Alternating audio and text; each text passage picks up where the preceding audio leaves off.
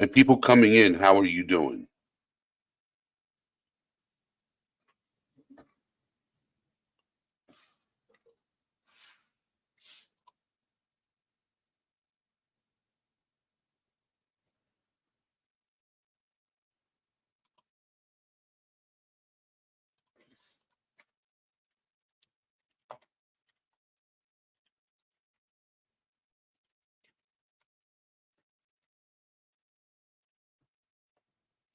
George.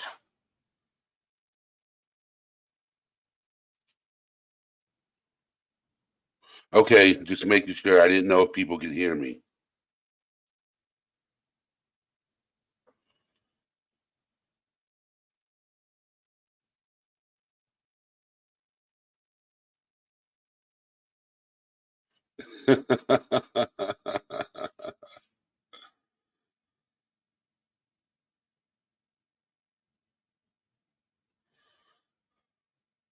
Beyond amazing. How are you doing? Are you having a wonderful evening? Nana's Dragonfly, it's good seeing you here. How are you doing? Okay.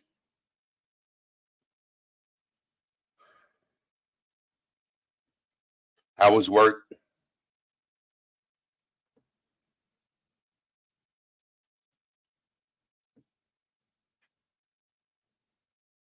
Okay, beyond amazing.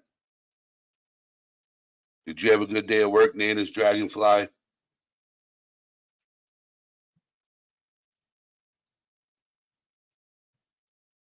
Okay.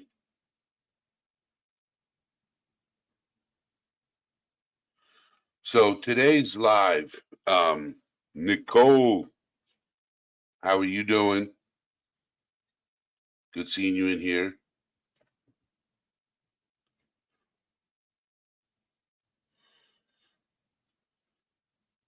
Oh, you had a day off. Hopefully you pampered yourself today.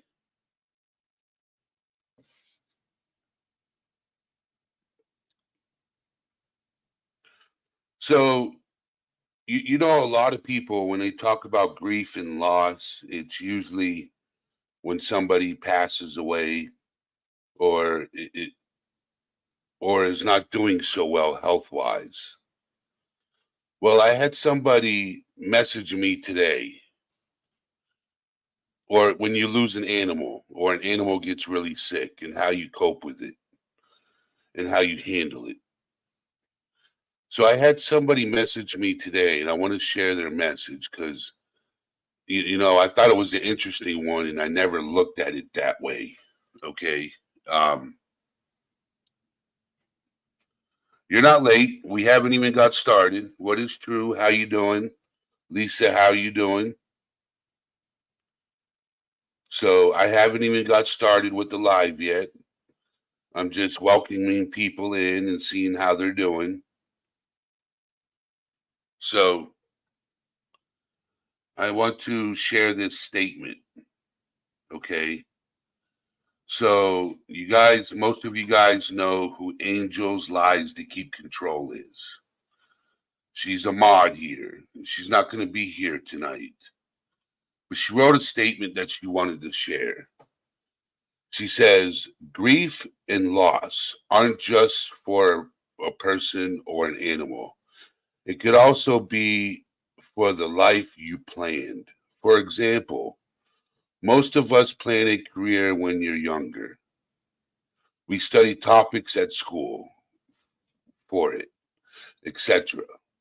But then something happens, illness, injury, etc., and we can no longer take that career path.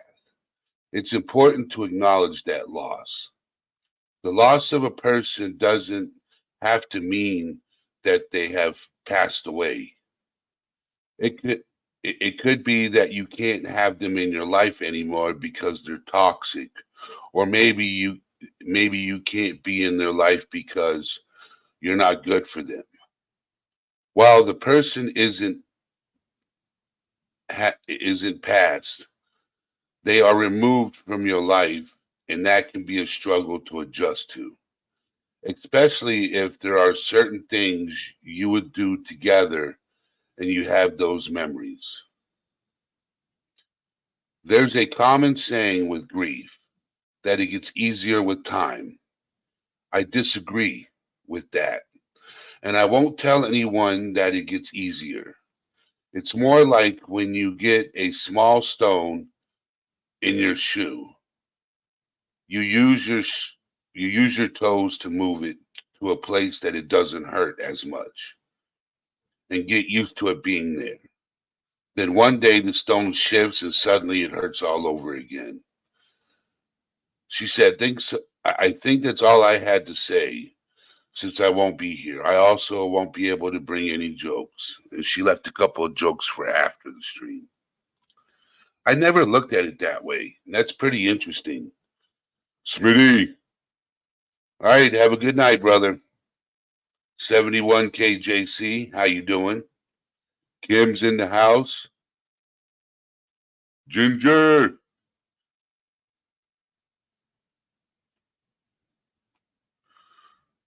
So like I do every live, I do research. So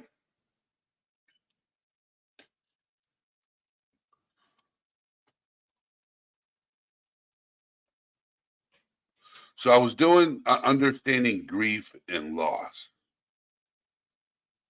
So we're going to go with understanding grief. Okay. Grief is personal and individual. And every person experiences its nuance differently. Your personality, your support system, your natural coping mechanisms, and many other things will determine how loss will affect you. So I want to share this screen so we can read along. Yes, I agreed with what Angels had to say. And Nicole also says having a child diagnosed with a rare genetic disorder that alters her entire life, you grieve the life you thought they would have over and over as they miss milestones. That is so true. That is so true. So it's not always, a lot of people seem to think that grief and loss is usually over somebody that has left this world. No, it's usually somebody who is sick. You know, like one person was talking about how do you handle grief with somebody who has cancer?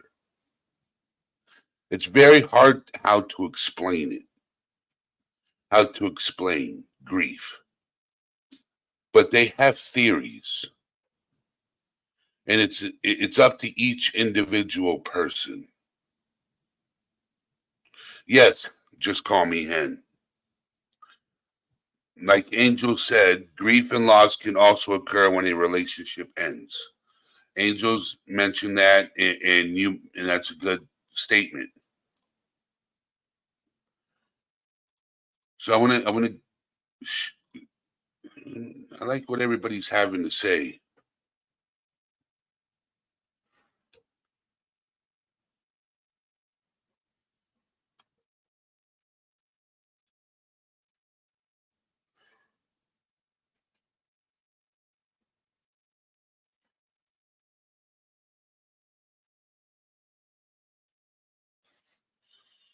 That's hard. That is very hard.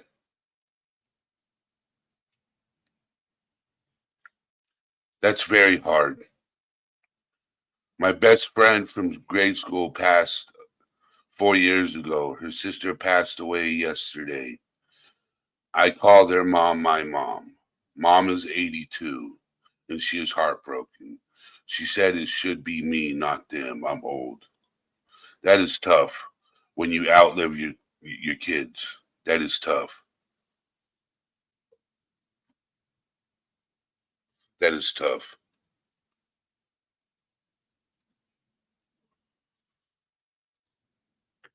Loss is always tough. Loss is always tough.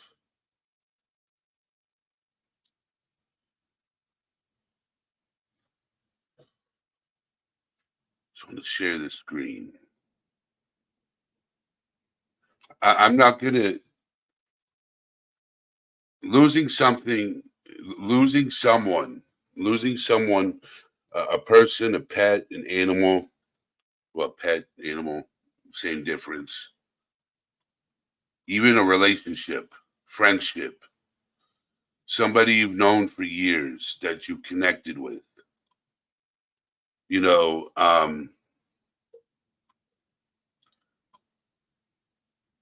having that person you call ride or die, you know, and then all of a sudden you guys have a falling out and you no longer have that individual that you can lean on.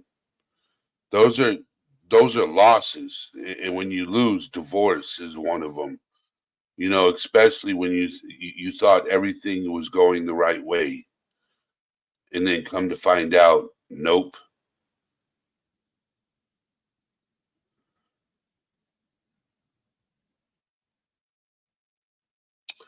Well, I will tell you, 71, I kind of disagree with that statement. I have to disagree. There is a such thing as ride or die. There is a such thing. There is. I have one of those. I used to have two. Now I just got one. His name is Clarence. And, well, the other one, his name is Jesse. And people who have been here for a while know who my brother is. Those two individuals are my ride or die. I could call them at any given moment. If I'm in a situation,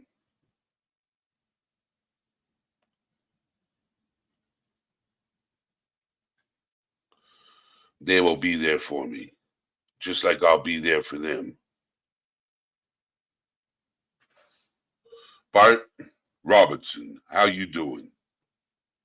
So, but grief,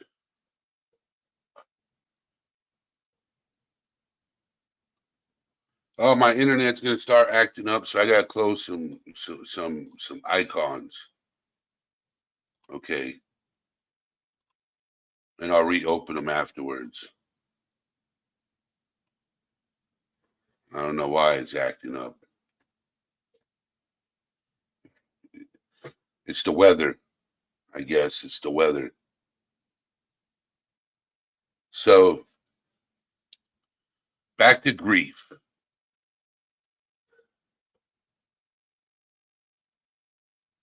There are no rules, timetables, no linear progress. Some people feel better after a few weeks or months, and for those, it may take years. And it's in the midst of recovery, there may be setbacks.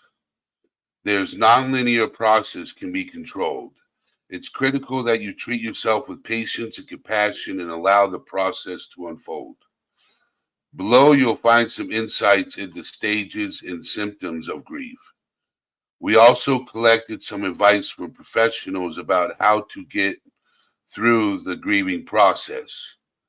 And we hope that following the following information would help you reach a place in your process where, in spite of your grief, you are better able to function and live on a daily basis.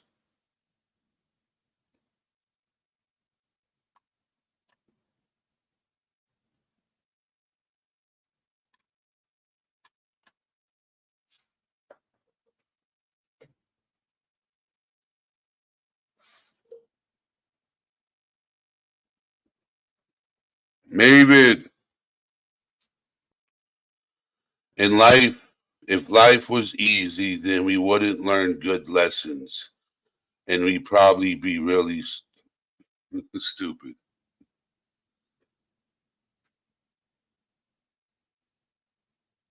That's so true.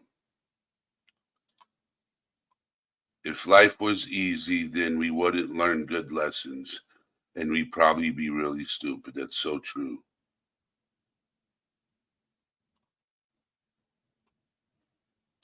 So true. Grief is often described in stages.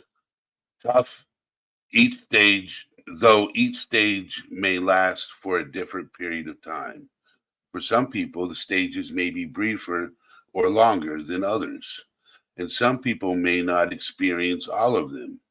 But acknowledging that you may experience some or all of these stages will help you understand what may be happening. And you should not pass judgment on yourself or others too. You have a right to grieve and to fully experience your grief. Your feelings are normal, and it's important to remember that at some point it will get better. You may not get over your loss, but you will survive it. The five general stages of grief, as described by Elizabeth Kubler-Ross. Kubler, probably. It's probably Kubler. Denial. This can't be happening. Anger. Why did this happen? Who is to blame? Bargaining. Make this not happen and I will. Depression. I can't bear this. I'm too sad to do anything. Acceptance. I acknowledge that this has happened and I cannot change it.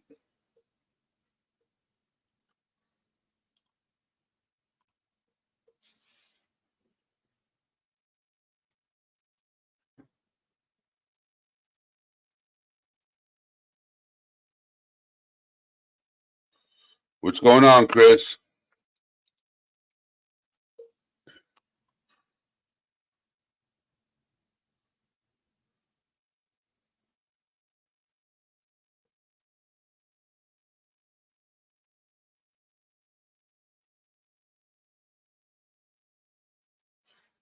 Losing a friend is difficult. I had a best friend that I had known since I was 17. And we were having a conversation. And in this conversation, he made a statement.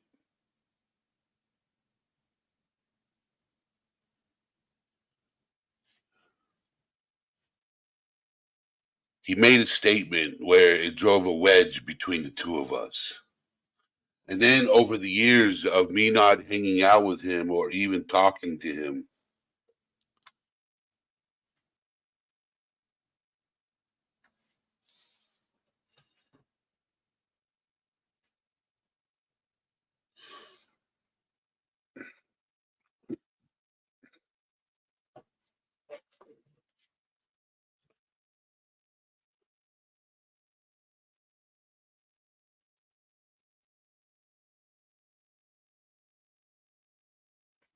so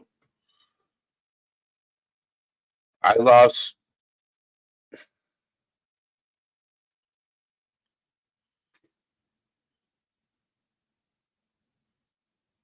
2002 is when my daughter passed away.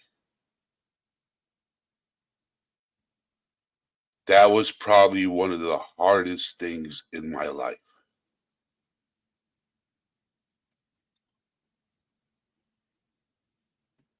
So losing, thank you, Zach. Thank you.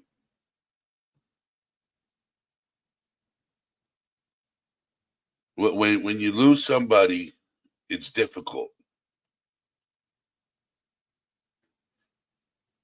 It's been 22 years and I still grieve.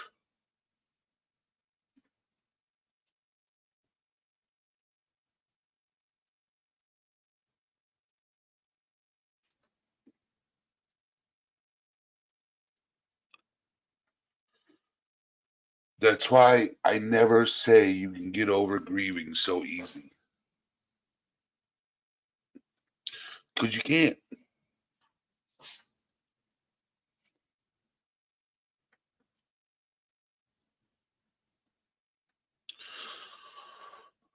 Sometimes it'll take a lifetime to get over something, and sometimes you won't. Sometimes you can get over losing somebody, you know, within a couple of weeks and move forward.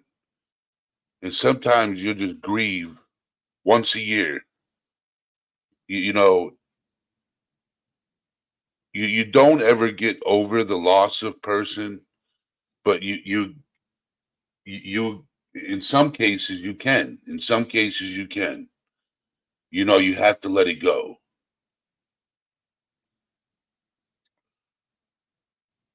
When I had two close friends in my life that passed away, and you know, if I continued grieving their loss, and I grieved my daughter's loss and my grandmother's loss, and you know, my grandfather's loss, dude, I'd be a miserable person. I wouldn't want to live life every day because I'd be grieving every single day, you know, trying to figure out how to live life.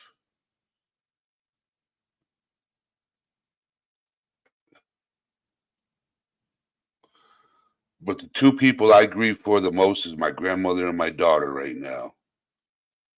I wouldn't know what to do if I lost my mom. I'd probably go off the deep end. Who knows?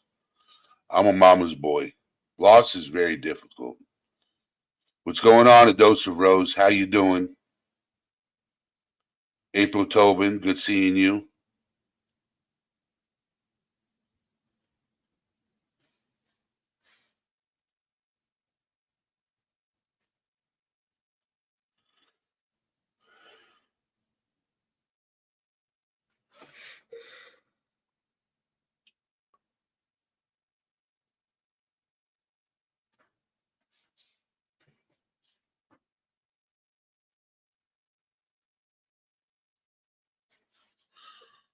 Justice Jane, how are you doing?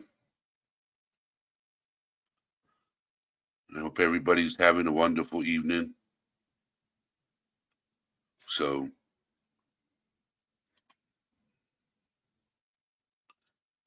while the five stages of grief may appear to be steps in a process, they are not. Even Kubler-Ross said that the stages are not meant to package up grief neatly. There is no typical loss and no typical grief. Grieving is an individual as we are, and it's not a linear process. Grief indicators, the common signs and symptoms of grief. Shock and disbelief. It's hard to accept the person's passing. You may feel numb and question whether the loss really happened. This isn't unusual. Some have noted their initial reluctance to even notify others of a loss in case it turned out to be untrue. This is a normal reaction, and as it is still expected, your person to call, write, or show up. Even intellectually, you have accepted their passing. Sadness, profound sadness is a universal experience and can often lead to feeling aloneness or isolation. We sometimes believe that no one can understand the depth of our grief, which drives us deeper into sorrow. Guilt. See, you know, everything you read is about loss of somebody. It's not always about loss of somebody. You know, I was a professional painter for 28 years, and painting was a passion of mine, you know, a really good passion of mine. I loved it. I can't do it no more.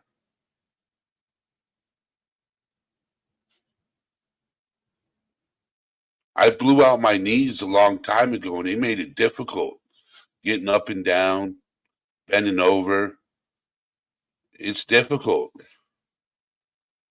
It's not just always about loss of a person.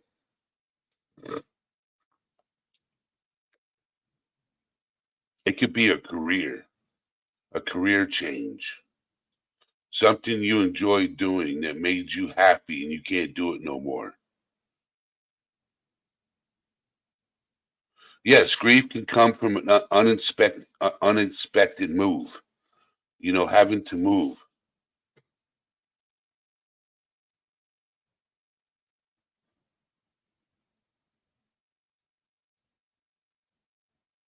So, like Angel's Lines to Keep Control said, and I liked her statement of what she said, grief and loss aren't just for a person or an animal. It could also be for the life you planned or the relationship that you had that is over with.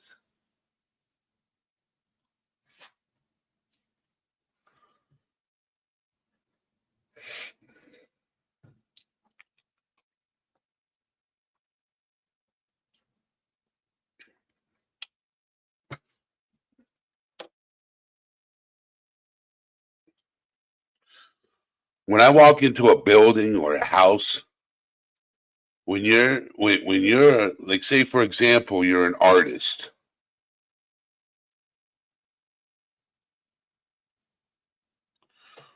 All right, you're an artist, and you look at a person's painting, and you're like, oh my god, their lines are crooked. Or you're like, you do comics, because I know somebody who does comics, and you're like, oh my god, why is this so disgusting? You know, like with me, I paint houses, and I walk into a house and I see somebody's cut line, and I'm like, why is it wavy? This is supposed to be a professional painter. Why is it wavy? And knowing I can't do it no more, I have to just be like, yep, yep, yep, yep. So,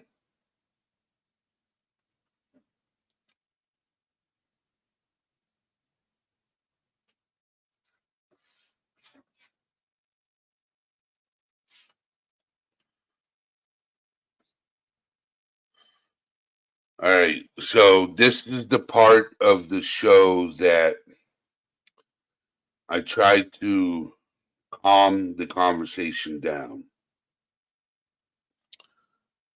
So,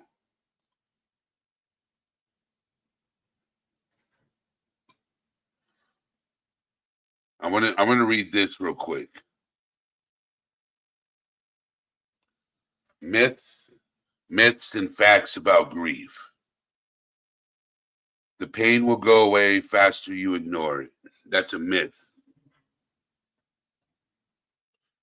Fact is, trying to ignore your pain and keeping it from surfacing will only worsen in the long run. It is necessary to face your grief and actually deal with it for natural healing. Myth. It's important to be strong in the face of loss. Feeling sad, frightened, and lonely is a normal reaction to loss. Crying doesn't mean you're weak. And I tell this to people all the time. You don't need to protect your family or friends by putting out a brave front on a brave front. Showing your true feelings can help them out, help them and you. If you don't cry, you aren't sorry for the loss. Crying is a normal response to sadness, but it's not the only one. Those who don't cry may feel the pain as deeply as others. They may simply have other ways of showing it. Grief should last about a year. That's a myth. There's no right or wrong time frame for grieving. How long it takes can differ from person to person. A healed grief, we believe that grief doesn't go away. We learn how to manage it differently daily.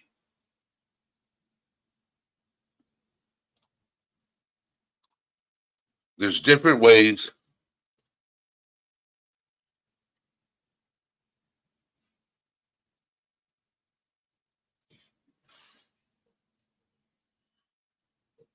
Tara with Trista, how are you doing? Diana, How are you doing?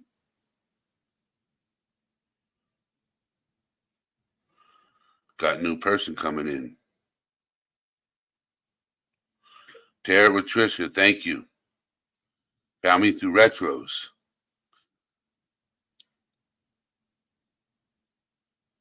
Let me go through and read some of these. Crying is healing. Yes, it is. Crying can be very healing. Erica, how you doing?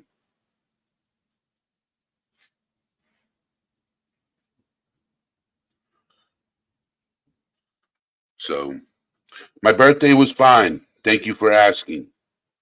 Diana, thank you for asking.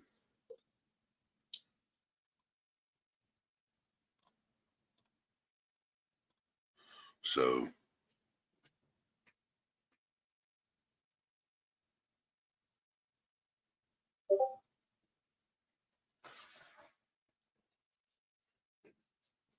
but I just want to talk to people now. You know, we're gonna move on from the whole grief and loss. We've went over it. We've talked about it. My birthday was yesterday, Erica. It was yesterday. I turned 43. Yes, I turned 43. So I got a joke. I got a joke for you guys. See if you can get it. What's brown and sticky? What's brown and sticky?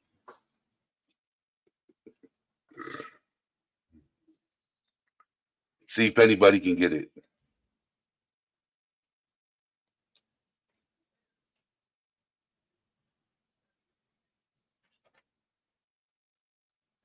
Oh, Rhoda hated God in a stick.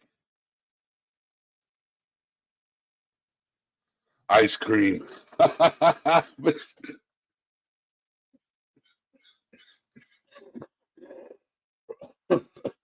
Ice cream.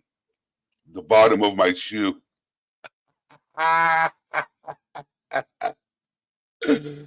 Oh my God. Uh,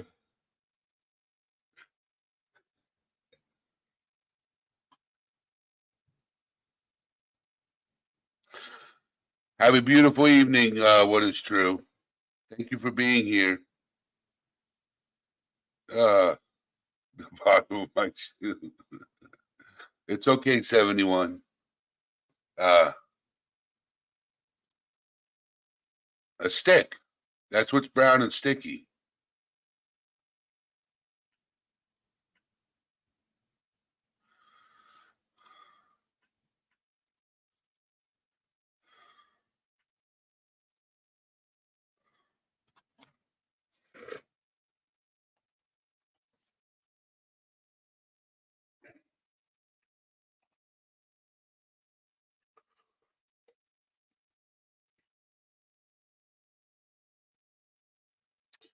Anybody else got any jokes?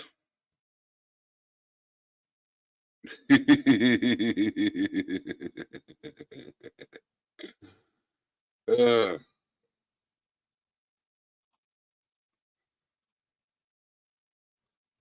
I wish I was 32, Lisa. I really do. I wish I was 32. I wasn't the one who told the joke. It was Angel Lies to Keep Control that told the joke.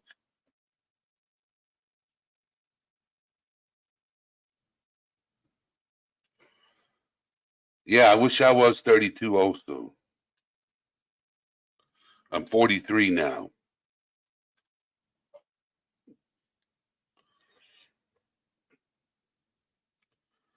That's what they all say. I look healthy, but man, do I feel it? No. 10 o'clock, George. It closes at 10. Marion, how you doing? 10 o'clock, George. Oh, my Lord. Alan.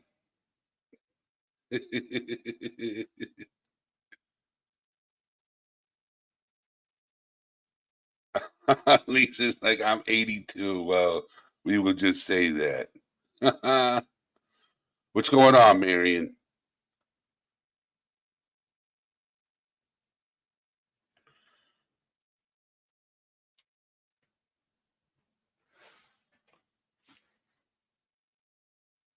Well, I'm going to say this.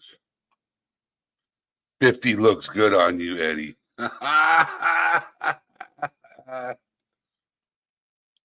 Surprise me, George. It don't matter. Surprise me. I'm not picky. Oh, that sucks. Your chinchilla broke her leg. Hopefully they can fix it. They should be able to.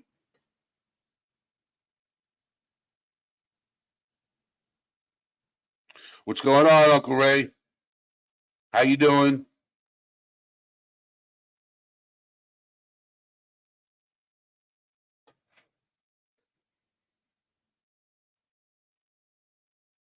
Oh, that sucks, Marion. They had to. Oh, that's tough. I hope you're doing well, Uncle Ray. Sweet and Sleuthy, how you doing? Welcome.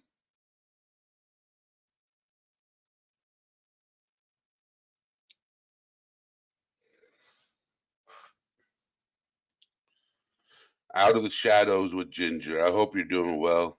Good seeing you here, to be honest. Tear it with Trisha. Do I ever have people on panel?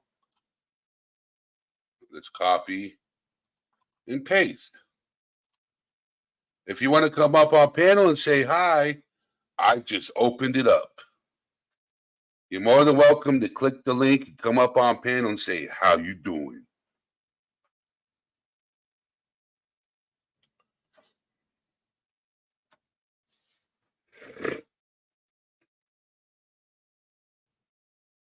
Okay, that's fine.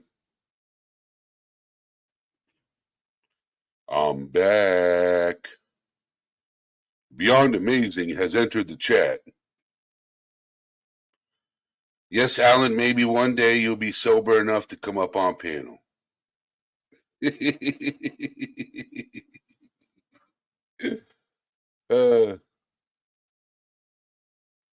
Thank you, Erica, for the super chat.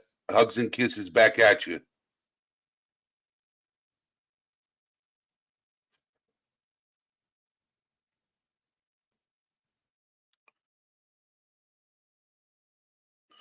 Hey, you got feet, you know. Best way to a man is through his stomach. Just saying. I love a woman that can cook. Just have to say that. I love a woman that can cook.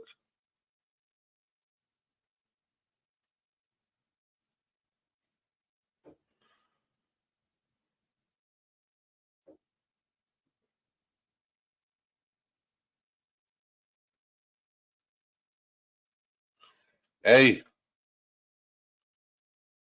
it is what it is. That's awesome, Erica. That's awesome. Good to hear.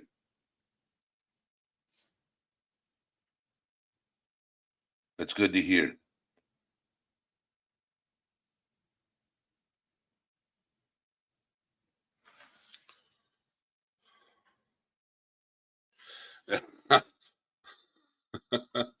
I can cook, but I can eat better.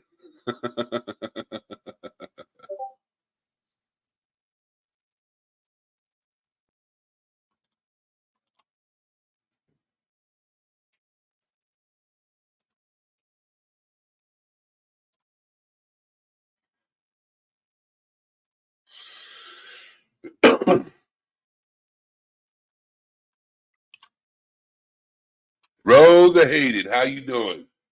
What's up, Big Ed? What's up there, buddy?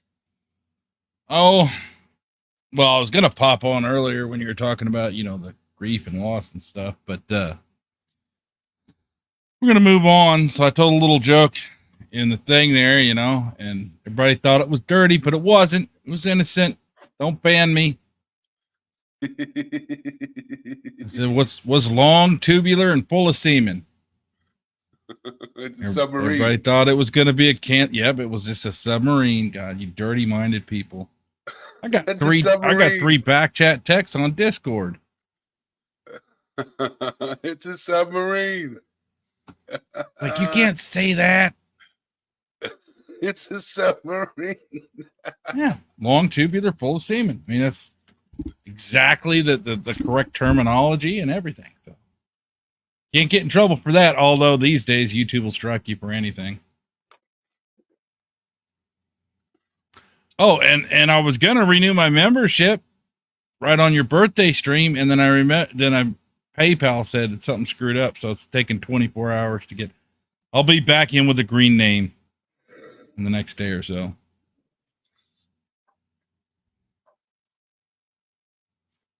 Everybody's been giving me crap because I haven't been up for a while. And tonight's topic was like, yeah, I can talk about that because, all the stuff. But I don't know. Everybody seems to want some dad jokes. Yeah, because I told a bad dad joke. Yes. I told my boys that same thing when they were, getting ready to go to kindergarten and whatnot. Of course, they always, oh, gross, Dad, brown and sticky. Yeah. And I'm like, it's a sticky little something. Erica, you are a member. You're green. You're a member of All Things Serious. Now, I did notice that somebody bought a couple gift subs. There might be people that are members and they don't know it. Okay. If your name is green in chat, that means you are a member of All Things Serious. Yeah, which means you're probably not on a watch list for that reason, but I'm here too, so you're probably all on a watch list. Just saying.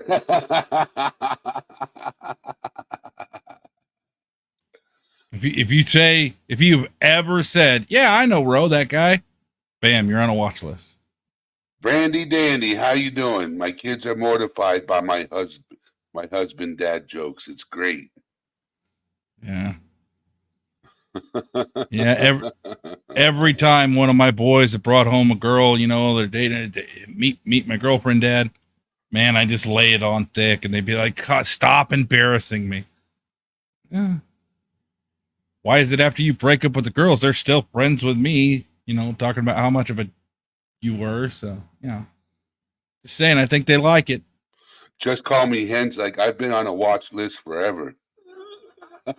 Yeah, but people watch you because you're hilarious, Hen. I mean, they watch me because they're afraid something's going to happen or I'm going to finally lose my mind. And the joke's on them. I lost it a long time ago. I have been batshit crazy since like 2005. So, I just have enough self-control to not involve in 10 o'clock news. Right? So.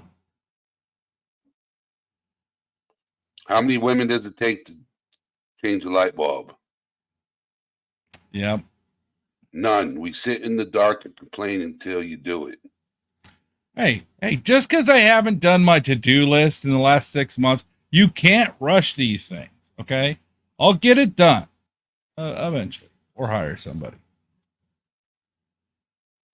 I used to get those all the time. Like, dude, I asked you to fix that like 6 months ago, and I'd be like, you can't rush these things. If you're not on a watch list, you're not doing something right. Right. Well, I mean, the old statement was, if you don't break something once in a while, you're not working hard enough, right?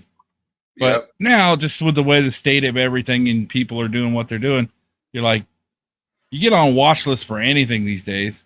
Like, I literally have bought supplies at the plumbing store, and the guy said, hey, you ought to buy those 2 different days. And I said, why? And he goes, technically, you can make a potato gun with it, and it's considered a weapon of terrorism. I'm like, God. I'm sure we were talking about putting in light bulbs a minute ago. What happened? How did we go from light bulbs to terrorism? How'd that happen so quickly? I want to know how a potato gun is considered that, I mean, potato guns are fun. They are. They are. So are BB guns, but they can both hurt. You get some nasty bruises from them potato guns. Yeah. People could use a little toughening up. Just saying. You want to leave your camera on, Trisha? right. Good morning. Yeah, Ellie. Hi. Oh, Hello. you're There's Trish beautiful. Anhan. So how you doing, Trisha? I'm good. How are you? Were you there in the live when Retro Kitten fell asleep during the live?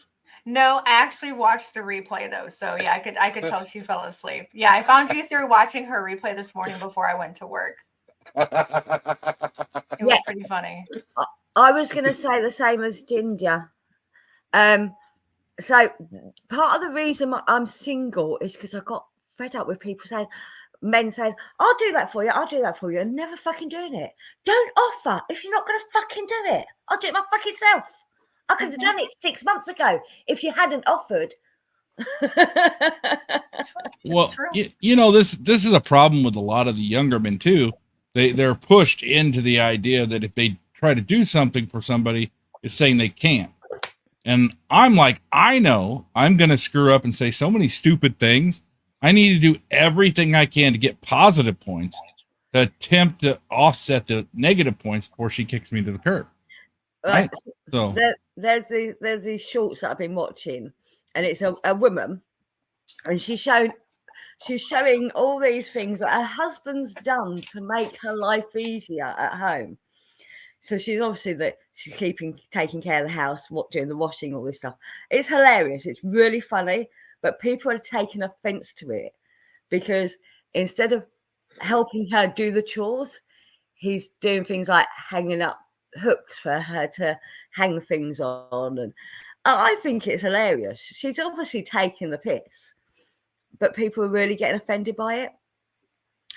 But it's very funny. It's very funny. Oh, you've seen it as well, Mary. I've had this flag up instead of the paintings for 2 days now, and I've already had people message me being offended by a flag. So people get offended by anything anymore. It's definitely not like how it used to be. It's definitely not like how it used to be. I'm 45, so things definitely not how it used to be. You're 45? You don't look it. You look about. You're like me. We look like we're in our late 20s, early 30s. Right. So, except for I have a bad heart. I have a really bad heart. Yeah. I'm sorry. Well, you know, they make machines for that. Or I need just a new heart. Like, just give me a new heart already, you know?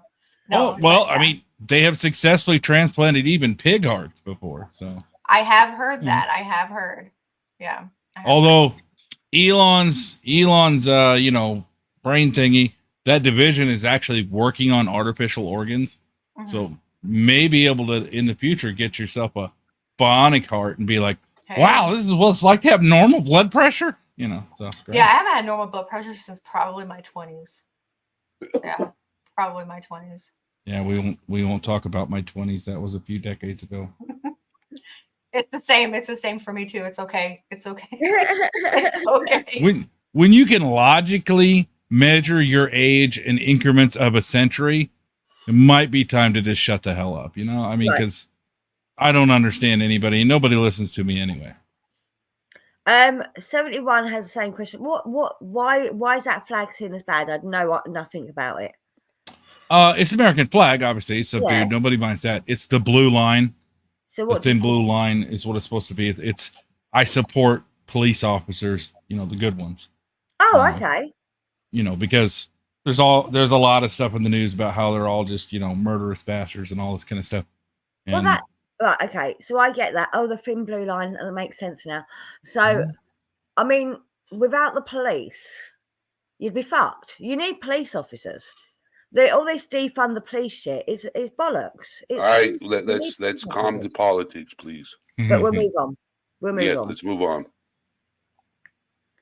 So, I support them too, but let's just move on. Right, but I mean, the reason I brought that up is because I've already they do when it comes to mental health, they do need better training. True, I will say that. Even back when I was a cop, I will say they did not teach us enough to recognize people in mental distress.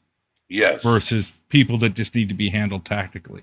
Yes. So that is something they need to work on. But as far as this goes, I was just mentioning the fact that she was saying people get offended by that lady saying, "This is what my husband does to make my life easier," and then people are going, you know, you're not burning your bra or whatever they do. But yeah, any little thing these days seems to, and I think that's a very, very big symptom of people's mental health not being handled correctly anymore. Yeah. We used to be able to sit out on our porch or go out in the field, have a little get together in the neighborhood, barbecue in the backyard. The whole neighborhood show up, and you could just talk about your issues around a fire and some beer and some meat, and everybody had a little venting to do and maybe get a little advice from somebody been through it. But now nobody does anything but digitally connect. Yeah, I do. We're all on our own. Yeah, I do think the loss of community is a big thing, massive thing. And it has happened. And it happened before the digital world, to be fair. It started happening, you know, back in the 90s, I would say. That's just the amplification of it. It didn't happen in the 90s. It happened in the early 2000s. Okay, early 2000s. I would say I'd say, well, all right, early 2000s. But yeah, it definitely has disappeared. Yeah, because back in the 90s, we were having cookouts and, you know, neighborhood block parties and stuff like that, you know, and you didn't have all this beef and tension amongst each other. We would work as a community. And that's the other thing. We have become divided. And I think it's because of that loss of community. You don't know your neighbours anymore. I don't want to know my neighbours, to be honest with you. You know. No, I get you. Because we used to, when it came to mental health, we were always there for each other at one point. Yeah. It has just fallen to the wayside. Well, I mean, it's just like, well, one of the components, Eddie agrees with me on this, I think. One of the big components of the village, so to speak, mentality, every once in a while, you're just upset about something. Nobody could fix it, but you're just upset about your situation. You needed a hug. And us bigger guys, you know, I'm only 6'3". I'm not like 6'12" like Eddie. But well, it's better than 5'2". I'm going to say that right now. Right. So you're like staring at my nipples when we're talking, and that's fine. But the issue is, if you're upset, even if it's a little person, big person, whatever, but when I've been told when I hug somebody, they just feel better. Right? Yep. And now people are like, if you hug me, that's invading my space and blah, blah. I don't want that. And I'm like, just get a hug sometime from somebody you trust and you'll feel better. I do have to ask, Ro, are you going to stare at her nipples back? Just asking. I got a what? What'd she say? Stare at the nipples back. Oh, I don't know. It depends on how cold it is, right?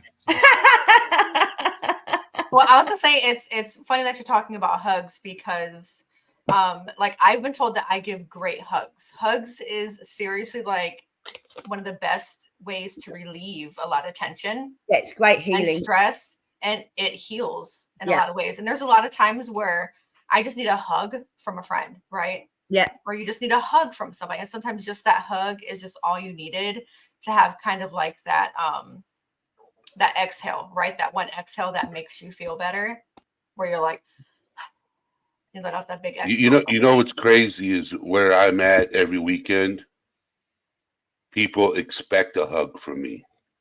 Yes, and that's the same with me because I'm pagan, for anyone that doesn't know. And before I became pagan, I didn't do hugs. The only person that people got hugs were like parents, my mum and dad, my kids. They were the only people that got hugs. Didn't do hugs. I hated having to hug my aunts and uncles as they left the house. You know, that sort of thing you expected to do. Hated all that. But becoming pagan, it was forced upon me. And now I hug all the time. I greet people with hugs. It was forced upon me. You see what April said? According to my nipples, it's warm out. Yeah, mine are saying it's quite warm as well, April. Hey, I keep the air conditioner on full blast so I could scratch paint if I walk through a parking lot right now. Just saying. But yeah, no, really, you didn't like the hugging part of your family. Like, Was it a No, with personal my space family, thing or just an obligation you didn't like? it's an obligation, I think. With my mum and my dad and me kids, my own kids, yeah, not a problem. But that give your auntie a hug or give your uncle a hug, say goodbye to me. It was a forced thing. I was probably very insecure as well, so I didn't like hugging people anyway. But yeah, no, but hugging, and sometimes you don't want a hug. If you're that stressed out, the last thing you want is a hug. Right. You don't want to be touched all. You just want to be left alone to do your own thing. Yeah. You'll know when you need it. You'll know when you need it. But you can also sense when someone needs it. Mm-hmm. But ask first. I will never get past the person that came up to me and told me he needed it. Yeah. You can read. You can look into somebody's eyes. Mm-hmm. See, I'm a people person, right? You can look into their eyes and you can read it. Mm-hmm. And there was this dude. He was coming. Different situation. He looked like he was pissed off. Yeah. I gave him a hug. Mm. He smiled. Yeah. Like that anger disappeared. No. Well, you deal with it in the realm of bouncer, like de-escalation, right? You're trying to somebody's getting rowdy, you're trying to de-escalate them down. As a cop for 4.5 years, it was one of the best tools of my arsenal. Yes, I could go for my sidearm if somebody's getting tactical and all that kind of stuff. But a lot of times you could just talk somebody into it. You see the pain they were getting ready to express, almost getting ready to cry, all that kind of stuff. You hug them, it's over. And they're just like, this thing I was mad at a minute ago is showing me affection. And here's the thing. There is a bit of obligatory affection required in dangerous people. So like Eddie, people will see him, and if they're not good at reading people, they look at this monstrosity and they say, oh shit, this Neanderthal's going to eat me, right? And they get mad. But then like when he's nice and goes to give him a hug, it's a sense of security. So you almost have an obligatory need when you're in that authority position to show that affection. And sometimes you just dealt with something that's got you on the rails. You're mad, you're angry, you're still hyped up from the last situation. You have to calm down immediately for this person that needs that. And there is a bit of a stretch for some of us in that department. You know, if we're dealing with some hard situation or grief or something like that, you got to bury that and hide it. Now, one of the great things is if you have a community that needs you, or a group of people that need you, or children, or whatever the case may be, that need for them will help you deal with what you got. Because you got to say, you know, I can't let this get me down. I need to be strong for these other people. Yeah, absolutely. And then, you know, 20 years later, when you're like, okay, people are kind of chilled out for a little bit, you can kind of deal with it, but it's been so long, you've already learned to deal with it. So there is an advantage to some of us in that whole Neanderthal protected community role that we can deal with stuff better. But I tell you, it's not easy, not like people think. You know, I'm always ready to hug a hobbit. Well, I'm 5 foot, so I count as a hobbit. Also, you're just a little bit shorter than me. That's okay. Well, we don't have hobbit feet. We don't have hobbit feet. No, there's no hair. We have the cutest feet ever. Short people have the cutest feet. Oh, I mean, they do make nair, right? So, you know, I mean, I don't know what it is. Who nairs their feet? Come on. Maybe all you little people nair your feet. I don't know. So, you know, it's none of my business. I'm just Lisa said 4'10" and hairy toes. I do say I'm 5 foot, but actually last time I was measured, I was just under 5 foot. So I don't know how. Oh, starting to shrink, are you? No, I think they've always rounded it up. Now they're starting to round it down. But I might be shrinking, I'm getting old. You know, I didn't even know this before I went to jump school in the Army. So like when you go, you lose an inch and a half, 2 inches after your training in the 6 weeks you're there because you hit the ground so hard so many times. So you actually compress your spine. It takes a while for it to decompress. So I didn't know this. I always said it was 6'3". It's always said 6'3" on my license, you know. They just guess it according to the little line behind you. Apparently, I'm closer to 6'4" than 6'3", but I just claimed 6'3" until my son hit 6'5", and I'm like, damn it, I'm gonna have to change that. I'm gonna go get some surgery. I can't have my kid hitting 6'5". So, yeah. But no, I do. I absolutely love the small people, and it's not because, you know, I think they're cute and I want to take them to my cave or anything like that. It's, which, I mean, there is some of that, I suppose, but I think it's Eddie can attest to this. Maybe, I don't know if it's the same for everybody. Well, when you are nearly a foot taller than the average woman, and you're at least, you know, half a head taller than most men, you get the idea that it's your job to call yourself a man. You need to be, you're almost obligated to protect society and keep order. That's what I try to do. In any situation. Both of my children blame me for not reaching 6 foot. Their dad's 6'3". It is genetics. There's a little epigenetics involved as far as diet when you're growing up, and activity. But for the most part, it's just pure genetics. So yeah, it's mom's fault. I'd rather be 3 foot instead of 8 foot because I just think 3 foot would be just so much more fun than 8 foot. Hey, you want to be 3 foot? Yeah, April asked the question in there. Hey, I'd rather be 3 foot than 8 foot. Well, I gotta say, I'd probably agree because ceiling fans already pissed me off. That and like entryways, right? That'd be a huge problem. Getting in and out of vehicles, right? My nephew, my nephew. Well, he's not my blood nephew. He's I used to babysit him when he was a kid. So, and now he's a full blown. He's in his 30s. So, I call him my nephew. I used to babysit him. So he's got a house now. He's got his own house, and he calls me over to help him paint a bedroom. I smacked my head on the entryway, the door frame. Not once, twice. Yeah. Yeah. Tell you what, I mean, don't. If you're 8 foot, you probably have giantism, which means that comes with a lot of health problems, a lot of physical problems. 3 foot, I mean, you've probably got obviously growth issues as well, but I don't think it comes with the same issues. But I mean, it's bad enough not being able to reach top shelves as it is at 5 foot. That's the only drawback of being short. Well, yeah, it's like we're kids in the kitchen, right? We have to like literally get up on the counter to reach something on the shelf, right?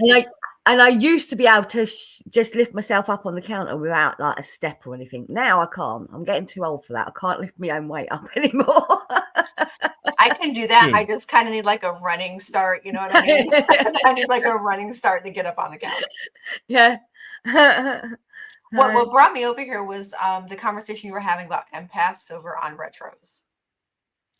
About how I think Jamie was saying empaths can also be narcissist, right? You remember him saying that? And I don't know if I think that narcissists are empaths. You know what I mean? I don't think so. I think it's a lot of being fake, right? Like putting up the facade that they're empaths. I have a friend who is dating a narcissist. Yeah. But the thing is they know they're a narcissist and they're getting the help for it. Right. They have a therapist and everything like that. They acknowledge that. Yeah. They're not an empath. I was going to say, I don't think an empath could be a narcissist because an empath feels other people's feelings and narcissist doesn't, or they don't care about other people's feelings. No. It's all about them. So my friend's boyfriend, he he is learning to care about other people's feelings. Yes. Yeah. Okay. My Uncle Ray's like, you have friends? LOL. Yeah, April has it right. Narcissists can be cognitively empathic. Yeah, that sounds so. about right, yeah. One but of the not things, emotionally. Right. So a lot of people, and I won't say most because I don't know, but we had this discussion in college when I was doing my associate's degree. We talked about this. A lot of people think they're an empath, right?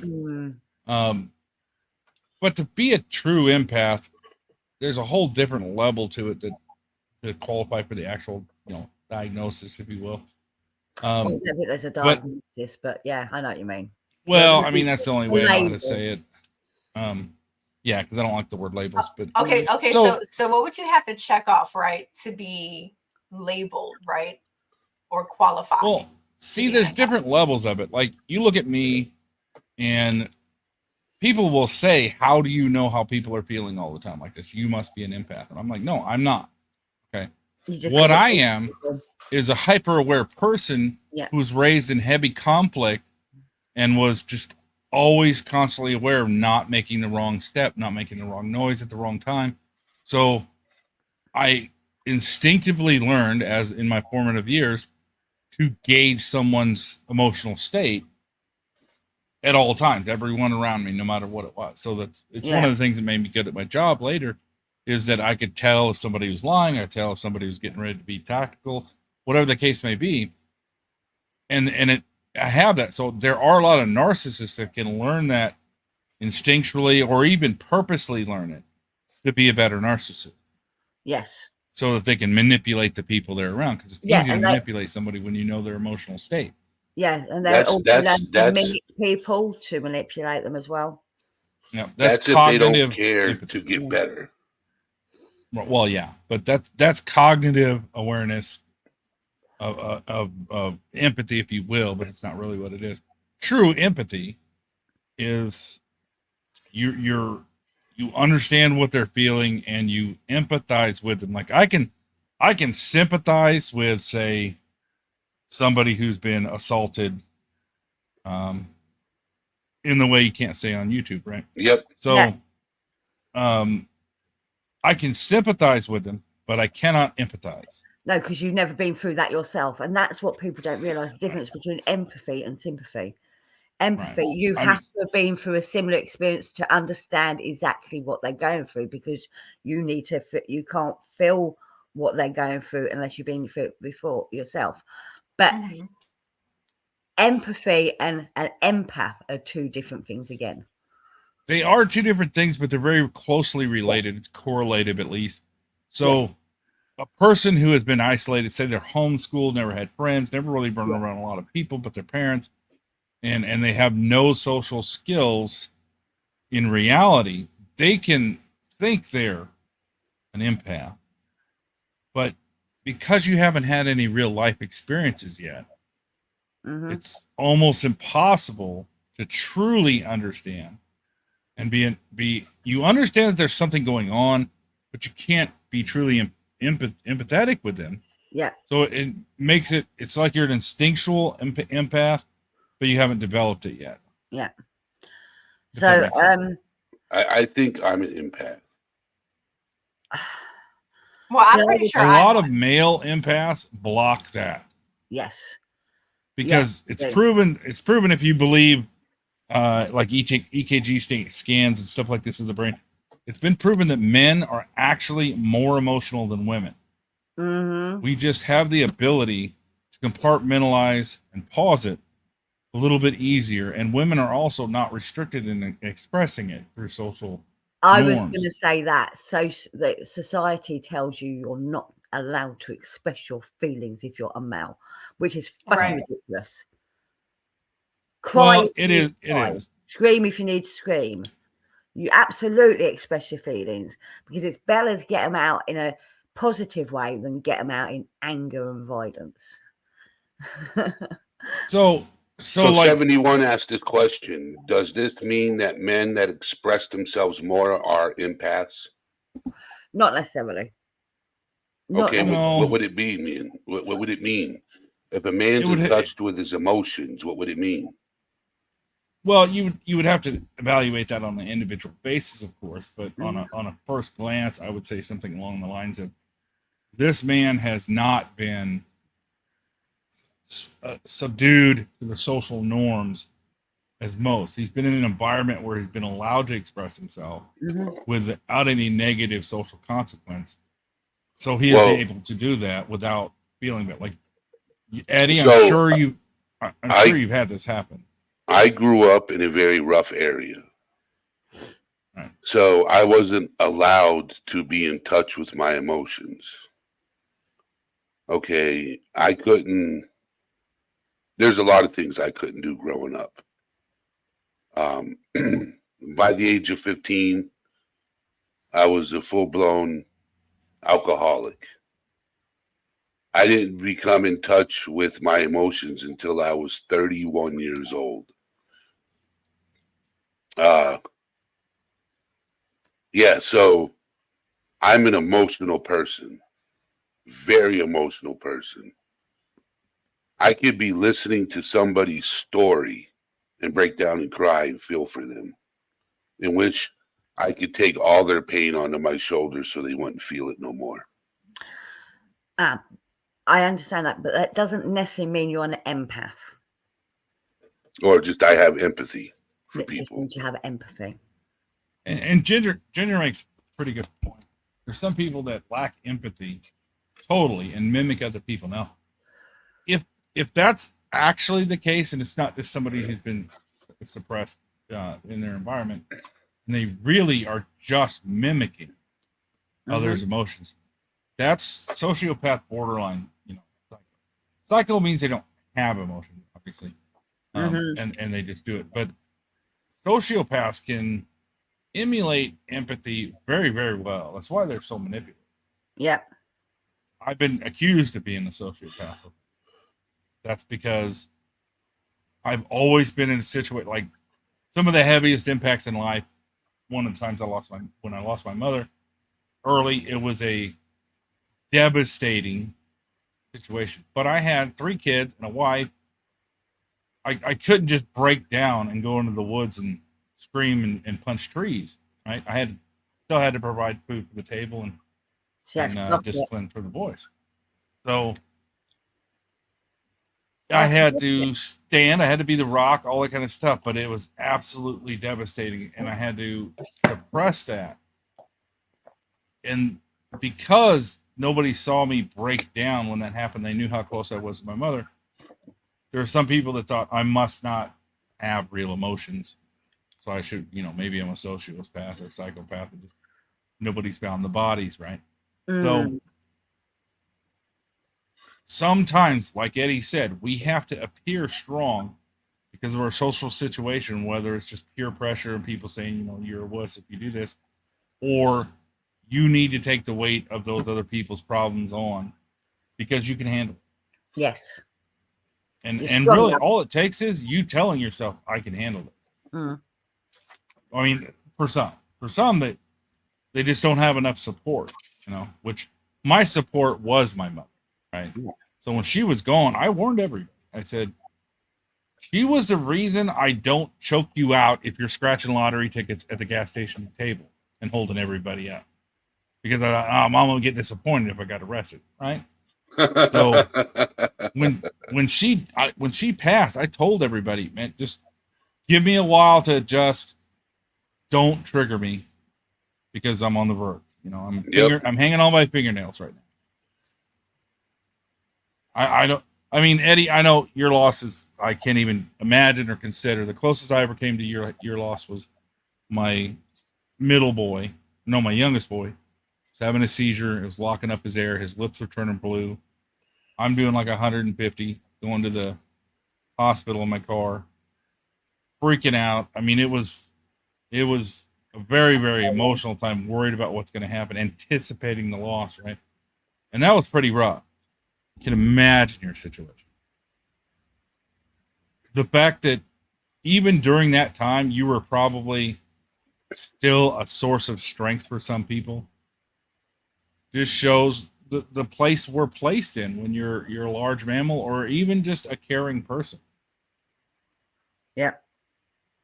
You know, because there are a lot of people that be like, "Fucking get over it, shut up, that happened yesterday." You know, I had somebody real- tell me that, and I'm no longer friends with that person. well, it's lucky for them that they said that to you. Because if somebody had said that to me at that time, I was in such a dark place, I'd be in prison still. And I wouldn't just not be friends with the person; they would not be stealing my oxygen. So, Hi, I mean, it was a Lisa. very dark place. Welcome, Lisa. Okay, Oh, so another Lisa. my definition of a true empath is someone that feels other people's emotions without them even saying anything. They actually feel their pain and their heartbreak without any words being passed. You know, you just sense and you actually feel that emotion. And very few people do actually have that.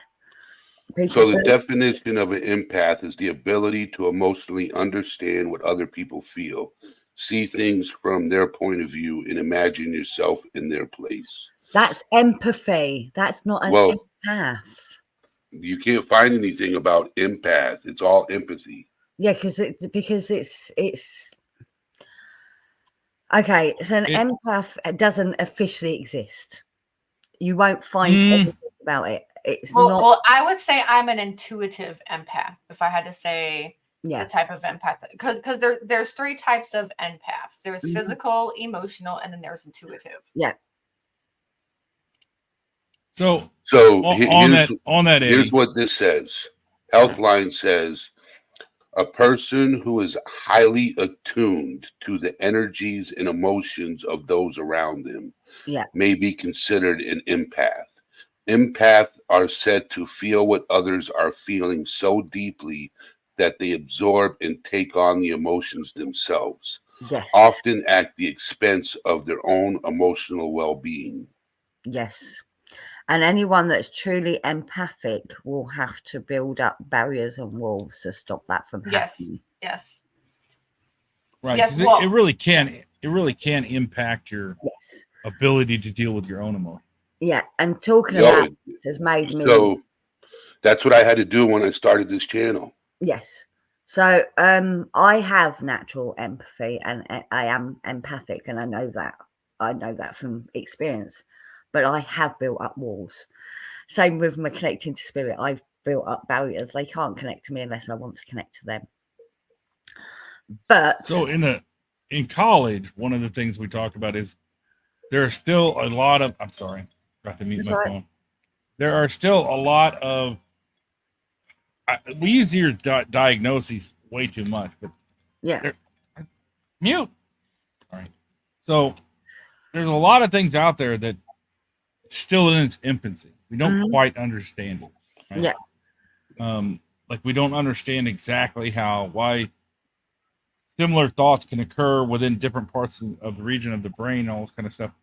Some of that stuff, psychology and as a whole is in its infancy still.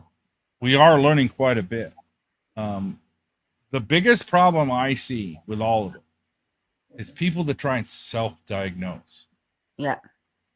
Okay, so go back to 2004, 2005. I'm, psychology 101. The first thing dude says is never try to diagnose your family, never try to diagnose yourself, or don't have a friend diagnose you. Yep. Because you're seeing everything from a singular perspective. If it's somebody else that's not in your inner circle, you can use what the military terms is 40,000 foot view. Right? You can see the big picture from 40,000 feet. Right? If you're at treetop level, you can't see crap. But 40,000 feet you can. So the 40,000 foot view of a person, you may be able to see the various factors involved in causing whatever neuroses they might be having or whatever the case may be.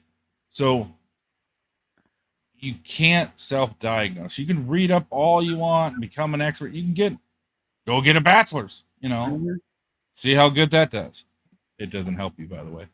No. And then you still have this perspective from your own goggles of yourself. Mhm. You have to have a critically thinking, non-involved person be able to let you understand your own psyche. I At agree. least to the degree where you can fix certain neuroses. But having this conversation tonight has made me think. So I had a breakdown last year, and I've spoken about it before. And I'm now thinking that it may partly be because of my empathic side that breakdown had happened, because the toxicity at work wasn't just me that was getting affected by it. It was other people. And I was taking on a lot of their shit. Right. You know. Your walls, so to speak, were being overwhelmed. Yeah. Right. So it was like that Brad Armpit movie with the zombies piling up on each other and then finally getting over the wall in Israel. So that system, when you're just around that so much negativity, yeah, that your walls no longer work because you haven't been in a situation where that, and you weren't prepared for it. If you had been able to prepare, go, look, shit's about to go off the rails. yeah. I need to work on this. You might have been able to handle it, but yeah, when something surprises you and the zombies just crawl over the wall, unless you got a plane, you're just going to get eaten. You know, that's just how it works. Well, I was just going to say, it probably became overwhelming because especially at a work environment with it being so toxic, there's literally only so much that you can actually do before it just seeps in, and then just takes you over. Yeah. And being empathic, it's harder for us because when it comes in, right? There is no little bit at a time. It just like, it'll hit you like full force.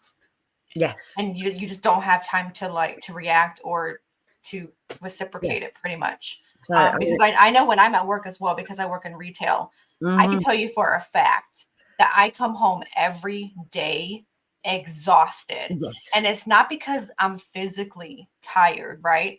It's because I am just emotionally exhausted. Because I have to pretend that I am in a good mood all the time. Yes. Right? You have to project, you got to project what you feel. So even though that person opposite of you that's having a bad day, that's treating you like shit, that you're still making sure, you know what, I'm portraying that I'm happy, that I'm positive for you, but deep down you're not. So it takes more to be fake than it does to be real. So 24/7 at work, I'm just fake, right? Yes. Because you have to make sure the person opposite of you, even if it's just a little bit, if they have just a little bit better day because of you, that's what matters. Until right, you can't take it anymore, and then you're like sleeping for like a full day. You know what I mean? Well, that's it. Because I worked in retail too, Trisha. And it wasn't the customers. I mean, you got arsey customers, don't get me wrong. You get the customers that think they're right and they're not. You know. And sometimes you have to tell them, you're not right. I'm sorry. In this case, you are not right. But most of the time, you're going out your way to just make them happy. Yeah, because because if you're having a bad day, right? If you're coming into the store and you're wanting to purchase something and you're excited about this purchase, you're not going to want to have somebody wait on you that's being a total bitch or has resting bitch face, right? So, because then it's going to bring you down, or at least that's how I feel, right? So I treat people how I want to be treated. So it's kind of like that, but it takes so much out of me to do it because I can be just not be in a good mood at all and still have to fake like I'm having, you know, that I'm being very positive. You know what I mean? Yeah. I mean, in my case, it wasn't the customers that were the problem. It was the management team. Oh, I believe it. Everyone like shit, you know. I watched people crying their eyes out because of the way and I was part of that management team. And that was what I had to step down. I said, I can't be part of this team anymore. This is a fucking up with my mental health, you know, because I had no respect for the way they were treating the rest of the staff. I couldn't be part of that team because it was diabolical. You know, people that worked there for 40 years being told to leave unless they were willing to work different hours to what they've been contracted to for the last 40 years. Right. You know, but not only that, but it's turned into metrics, right? You got to meet metrics. Yeah. every Oh, yeah. week and every month. And if you don't meet the metrics, you're like, they have to talk to you about it, right? Because it's no longer just about customer service or whatever it is anymore. No, It's about metrics. You have it's to meet like tick metrics. boxes. It's like, how many good reviews have you had this week? How many Right. Yep. extra things have you sold? How many this and how many that and how many this? And it's like, and you're given like 150 jobs to do one day that you can't possibly do because you've also got to serve customers. You know, if you didn't have Yep. to serve customers, you'll be able to get them 150 things done. But you can't do it because you're serving customers. You know what's really, really like not funny? I mean, I'd use the word funny, but it is absolutely not funny.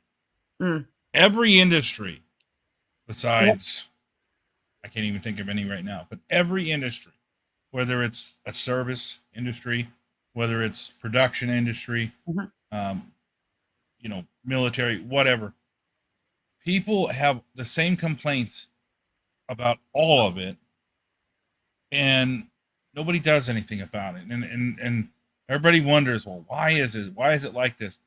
It really does just come down to a bunch of bean counters trying to make the most money out of every second they can. And policies come down and management has to enforce it. They don't like it. They become dicks. Pretty soon they have, yes, the resting bitch face, which I've been accused of having quite a bit. But the problem I feel now is that we don't have like this forum we have right here. We don't have enough of this. No. We don't have enough where people can just bitch about their day. Yep. Right? Because we're too distracted by, you know, whether or not this country's going to do this or that country's going to do that, or, you know, all these things don't affect our local life. Don't really affect. I mean, they do in the big picture. In the 40,000 foot view, yes, they do affect those things, but they don't affect your daily life. No. Your neighbors do. Your community does. You know, people say, "What can I do about this thing happening somewhere else?" I'm like, unless you got money and time, you can't do crap, right? There's nothing you can do. You can make a difference in your local community, and depending on how much time, energy, strength, whatever you have, you know, maybe if you don't like the way your town's roads are, go to a city council meeting, run for something that could run for commissioner so that they'll fix the road. Like, if you want to make a difference, you have to get to the place that makes those decisions and change your mind or something like that. So go out and do volunteer work for your local area. Give back to your community because, you know, the community was there for you at one point. Give back to them. I mean, that's what I did. And even if they weren't there for you, like, to be a good person, to feel good about yourself, you have to do good for others. Yeah. Absolutely. And I know that sounds like some cheesy, you know, Buddha shit or whatever. It's not. I've always been up for volunteering. I didn't have time when I was doing 40 hours a week, you know. But before that, I was always volunteering this, whether it was the local play group or the community association or whatever, always. Counsellors in what we call, not counsellors in therapy counsellors, but our local government, they call counsellors. Right, city council. Counsellors. Yeah. You can volunteer for them, you know, and you can be there helping run the local community. Or you can do the small things like offering to mow your neighbour's lawn or put their bins out for them. You know, anything small, and it makes you feel better as well because you. Well, I mean, if you think about this, worthwhile. You know, if you think of it, I'm in increments of a century here thinking, of course, but when I was a kid, you know, in the early 70s, it's basically, as you grew up, if you saw someone struggling putting their groceries in, or you were headed to the store, you say, "Hey, I'll put your cart up for you," or whatever. You did those things. You were taught to help when you can, especially if it's no big deal. Yeah. If you're like me, you're 6 foot before 7th grade, you're a monster, and there's, you know, a big door that needs to be opened. Don't make the little, you know, Trisha Hobbit go up there and struggle to get that door open. You pull it open because it's nothing for you. You dang straight. And you know what? If they don't appreciate it, that's their problem, not yours. I'm just going to say that's their problem, not yours. Well, that's today, but like back then it was ingrained in us. Yes, it was. Maybe it's a Midwestern thing, but it was ingrained in it was us. a worldwide thing because it was in where I grew up as well. Right. You know, standing up and letting someone else sit down on the bus because you're Right. more physically able to stand than they are. You know, or Well, I mean, also any hobbit that's pregnant looks like a toothpick swallowed an orange. yeah, I'm gonna do anything she wants, you know, and just like, you're making another human. That's so awesome, you know. So I'll do whatever they want, you know. I remember. If you want me to beat this guy up, he's looking at you funny, you know, that kind of stuff. I remember But, because my kids are like just over 2 years between them, and I had my eldest was, you know, just turning 2, and I was heavily pregnant with my second one. And the only seat available on the bus at the time was right at the back of the bus. No one got up and stood up for me on the walking down the aisle. So I'm sitting at the back of the bus, and the bus driver's going over the speed humps really fast, and you know I'm bounced off the seat. I said nothing, but one of the lucky it didn't break your water. Well, I wasn't that heavily pregnant, but someone else on the bus had a go at the bus driver. There's a pregnant woman sitting at the back of the bus and you're going over these humps too fast, you know? And do you know what his response was? She should have sat nearer to the front. And I'm like, I would have if there was a seat nearer to the front, but there wasn't. You know, I wasn't the one complaining, someone else did, but I then had to defend my reasoning for sitting at the back of the bus, which was ridiculous. And I say this all the time just to be a dick, which is why I'm called Roll the Hated. But every hobbit should have a pet Neanderthal, because in that situation, you should have had a Neanderthal of yours, you know, on a leash, and you just tell him to go over and give resting bitch face to somebody in the front of the thing. They'll move. People will move if you look at them like they're you know, you're going to eat them, right? So, but there was many you give them that look of like, you know, you say 1,000 words with the look of you're an asshole. This woman needs to sit here. But it's a sad state that you hobbits have to have a Neanderthal to get that shit done. Because women are being taught that they don't need Neanderthals. I'm going to say, as you get older, you have more confidence to say something. You really do. I was a young mum. But many a time I stood up while pregnant on a bus. And I didn't get it. Road knocks. Oh, yeah. And the thing is, I had my son in the baggage compartment, you know, that where you put your cases at the front of the bus. Put him in the overhead bin. Take a nap, boy. Yeah. I'd park him in that bit because there's no seats. Park him in that bit and I'll stand up, not a problem. But I wasn't heavily pregnant at that point. I'm just saying, I wasn't heavily pregnant at that point. I'll be honest, this might be a little chauvinist, but if I'm on a bus and any woman is standing, I'm giving her my seat. And that's the thing. And it doesn't happen. And it's not here, have my seat so maybe I can get in your pants. No, it's chivalry. I think that's what it is. It's chivalry. But it also shouldn't be expected by a woman that someone will stand up just because they're a woman. It shouldn't be expected, but a man should do it out of kindness. But it is. Right. It should be. When it is offered, it should be. You should show gratitude for it as well. Right. It's like if roles were reversed and I saw, you know, a pregnant lady, I would get up.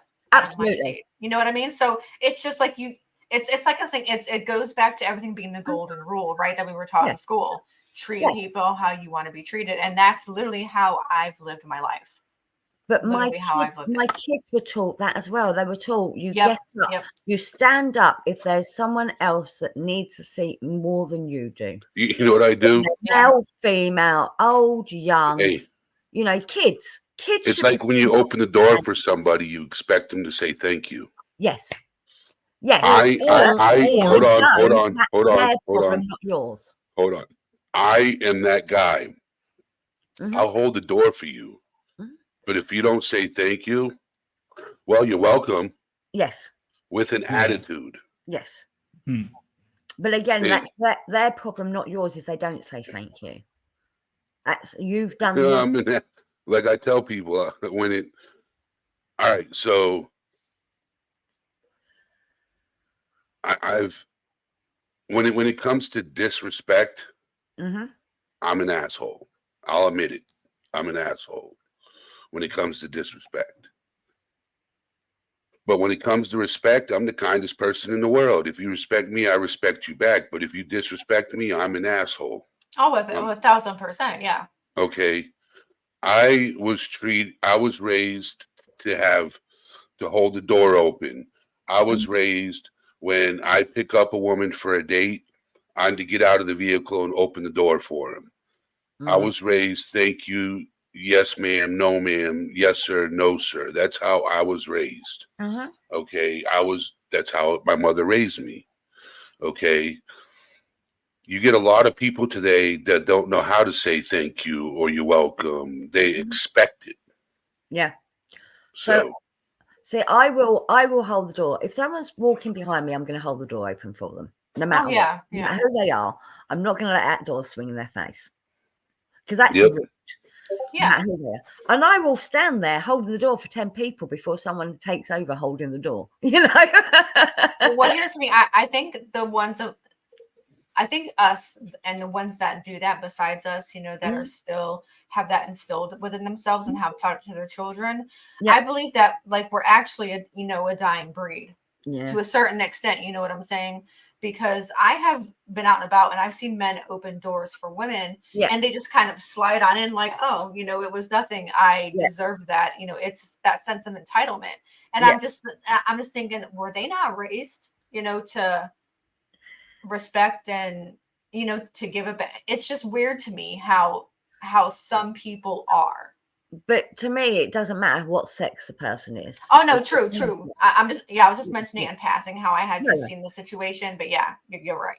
But I also, when my kids were little in the pushchair and I'm walking and there's someone going through the door and like 4 or 5 people gone through the door and they let it go the door and I'm like, am I fucking invisible? Am I fucking invisible? I've literally said that.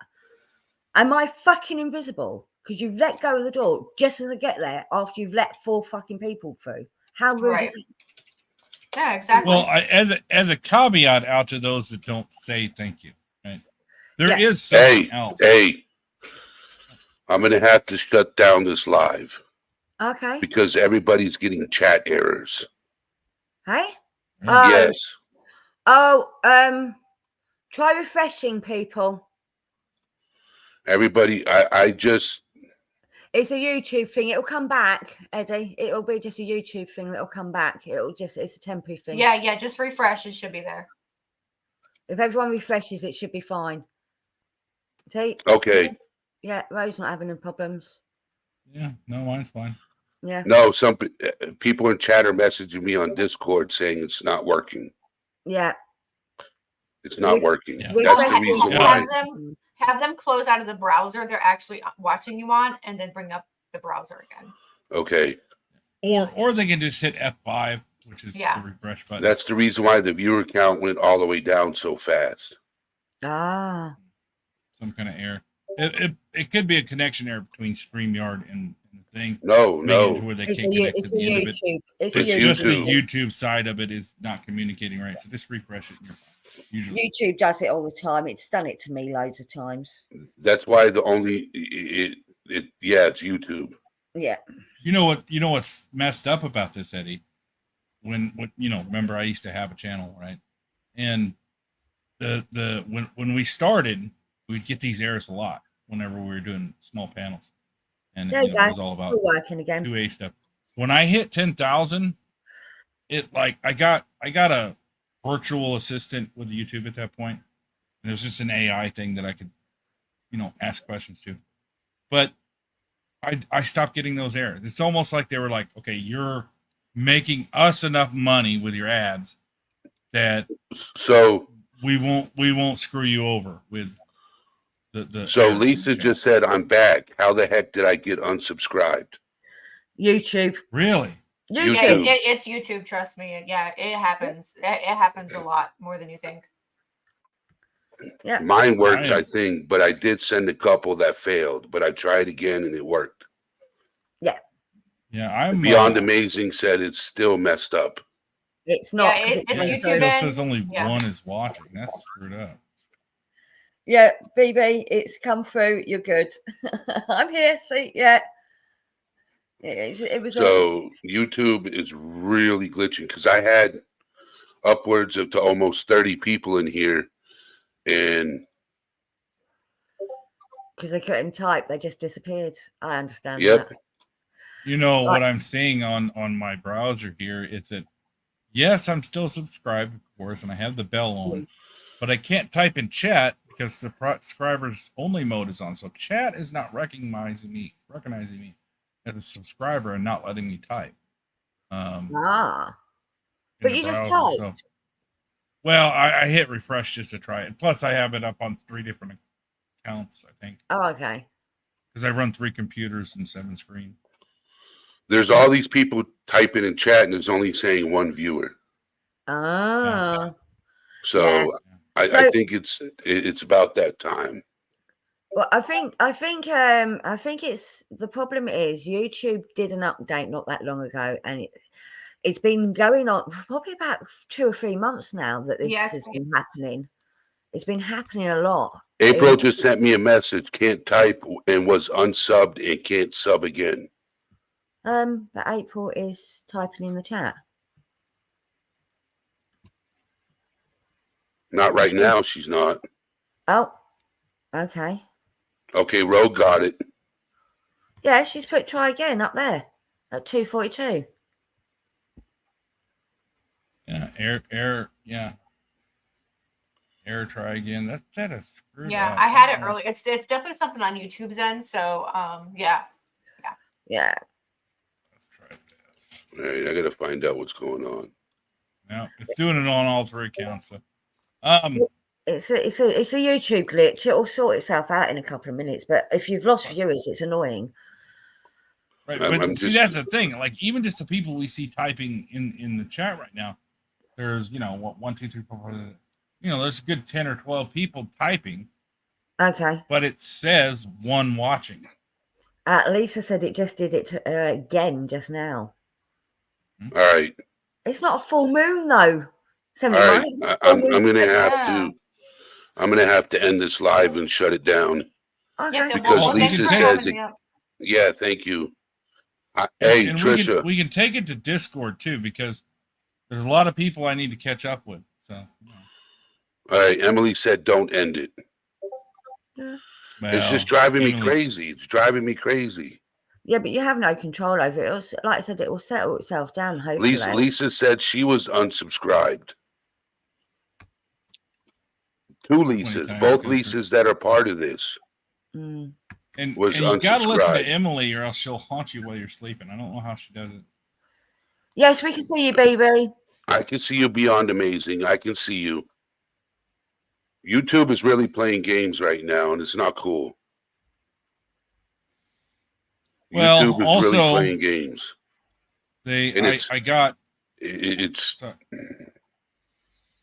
See you later. You're back, Lisa. Oh, it did it to her 3 times. It unsubscribed her 3 times.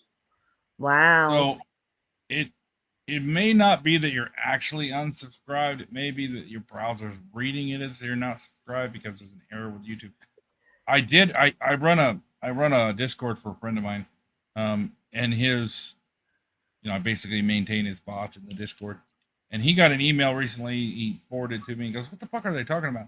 And it was YouTube was saying they were having cyber attacks. So to watch your stuff and bots and stuff like that, it was a warning saying they were getting cyber attacked. YouTube itself. So there was to expect errors in the next couple months. Well, I know. YouTube had a glitch last week because it wouldn't allow me to set up a stream. Okay. All right. So it's not just happening to one person. No. There was actually StreamYard. I was trying to set up a stream, and StreamYard kept saying that YouTube wasn't allowing. It had an issue, and you couldn't actually stream at the moment. So I was half an hour late streaming because I couldn't get to set the stream up, and everyone was having the same problem that night. Emily, you say Rose right, but that's like saying water's wet. I'm always right. Oh, shut up. That's narcissistic. Vegas rules, baby. 1,000 to 1 that I'm wrong. No. We see you 71. All right, everybody. I'm going to be live at 2:30 a.m. Eastern Standard Time for another episode of Who's Awake. I'm hopefully you'll be asleep. Okay, hopefully I'm awake. It's my day off tomorrow, so I'm gonna try and be up late tonight. Right. So I just bought Fallout 4 because I watched the show. So I was like, I'll go ahead and get that on Steam. So I'll probably still be awake, shooting. I'm hoping I'll be asleep. I'll say, yeah, So- you should be asleep, but it's late for you already. Yeah, it's 10 to 3. Dude, you're messing with me. Quit. But all right, everybody. Thank you for being here. Thank you for being part of the channel. Thank you for being in chat. Thank you, guys. It's been an interesting And conversation. Trisha, thank you for being here. Ro, thank you for being here. Hen, thank you for being here. Everybody. Trisha, you're always welcome up on panel whenever. Thank you. I usually do open panel every live. So if we're talking about something, or if you got a story you want to share, I'm always open. Oh, I have lots of stories about lots of different topics. So you let me know what topic you want to talk about. Okay. Well, So and of course, I'm only welcome when it's just really boring and decide to use the nuke to just, make things go sideways. all right, everybody. Thank you for being here. Have a wonderful evening. Take care, And everyone. I will see you guys 2:30 a.m. Bye-bye. Bye, everybody. Good night, everybody.